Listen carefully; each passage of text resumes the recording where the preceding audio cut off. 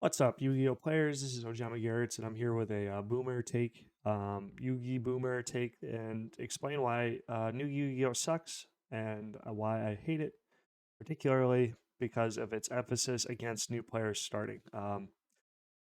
So there's like two main reasons I can think of off the top of my head, and that would be overpriced cards and then complexity to enter the game.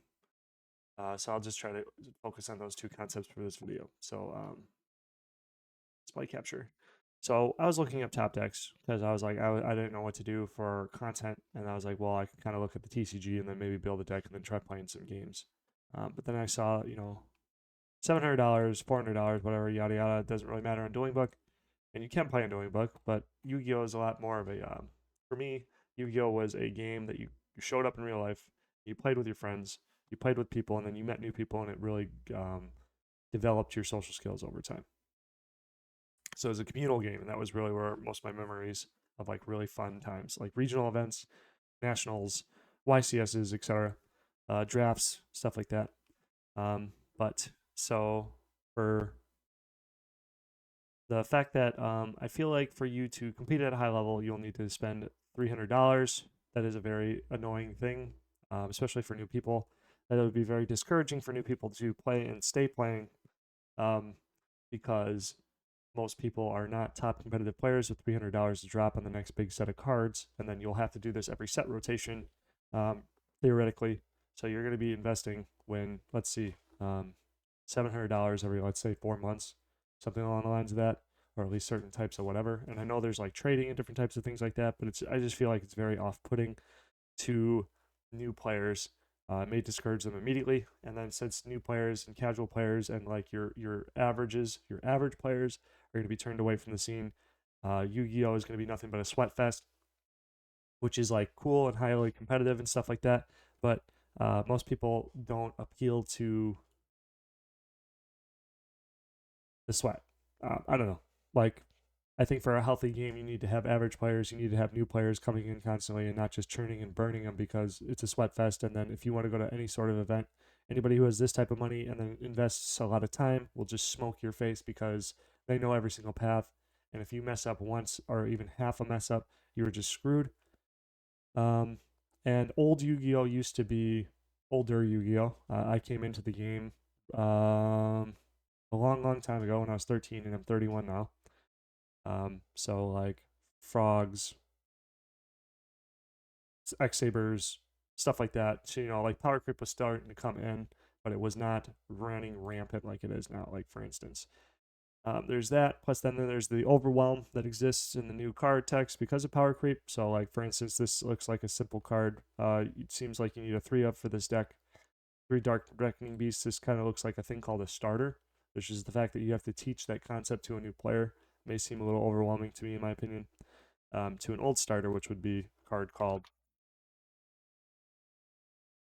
um, this Reborn Tengu. If this card face up leaves the field, special summon 1 Reborn Tengu from your deck. Okay, it's one sentence. It makes a lot of sense. Intuitively, you can see the value in it. You don't need to. There's not a lot of nuance to this card, but there is a lot of nuance. But this would be like your starter or extender or something like that, but still. Or even Card Trooper. Starter. Once per turn, you can choose a number from 1 to 3, send them any cards top of your deck to the graveyard. This gains 500 for each until the end of the turn. If this card you control is sent to your graveyard, draw a card. Seems like a lot of text. Pretty straightforward. Send 3 top cards to your deck. After you read this once, you're going to remember it forever. You're going to read Dark Beckoning Beast. If this card's normal summon, you can add 1, blah, blah, blah. And the specific set of cards, you can only use this once per turn. During your main phase, you can normal summon 1 feat monster with 0 attack, defense, and normal summon set. You can only gain this effect once per turn. So, like, it's only 1 magnitude higher in complexity, so I will argue that. But when you're looking at cards, like you can discard this card, add 1 Fiendsmith spell and trap deck from your deck to your hand. You can target 1 Fiendsmith, equip card, you control 1 monster in the field, send it to the graveyard. This card's in your graveyard. You can shuffle 1 other lighted Fiend type monster in your graveyard from your deck, extra deck, special summon this card. You can only use the effect of Fiendsmith and graveyard once per turn. Like, so that's 2 cards. And then you got 40. Maybe I'm not making the best representation of this argument, but I'm just like trying to bring out, like, back in the day, You had Reborn Tango, you had Card Trooper. You did, there was like a lot less limited. Like your combos required setup, they required, um, that's funny. So that's new. But so now, like, there's ways to abuse this card now in the new formats because of whatever.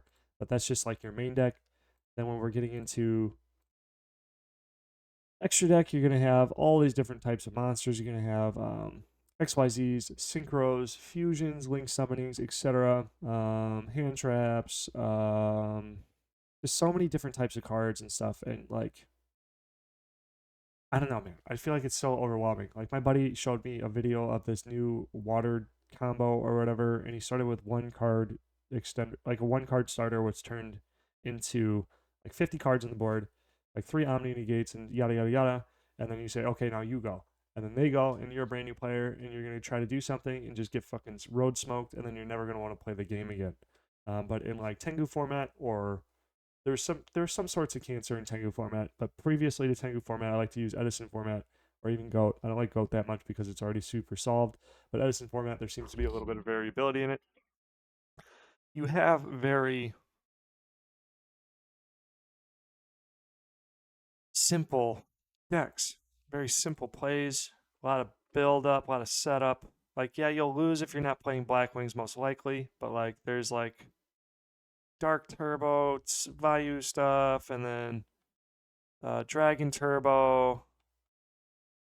Okay, so this is still showing me the same stuff. You have like machine deck thing, dragon, virus control, frogs.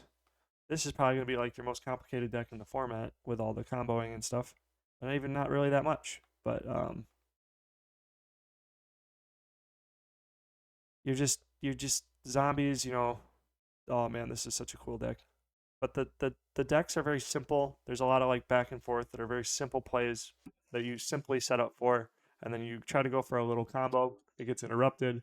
Now your opponent has like multiple chances, multiple times to mess up and at least interact with the game on multiple turns to like progress in the game, and then have a back and forth where you're losing a little bit, but then you make a better play later, and then you come back, and then like relying on draws to change the game state allows you to like balance being a bad player with a good player because that RNG.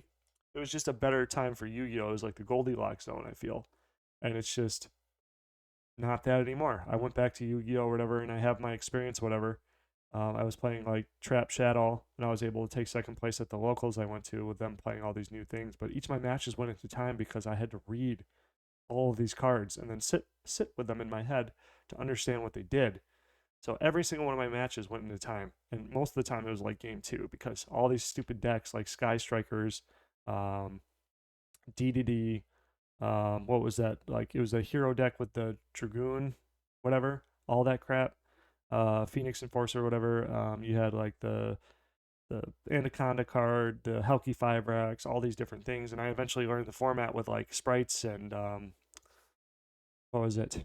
What was that one that's kind of like Shadows but better on crack tier elements? I learned all of them and whatever, but once tier elements started taking over and then Cash Tira came out, um, crazy. I was like, there's zero chance for me to even go 2-2 at these tournaments because if you get a scrub who has even a basic tier element deck and I don't drop at least $200, I'm going 2-2 at my locals, and because it's like to play the game you have to just sweat, and turning every game into a sweat fest is not good for communal building and just like developing as a community over a long period of time. So there's my little boomer rant.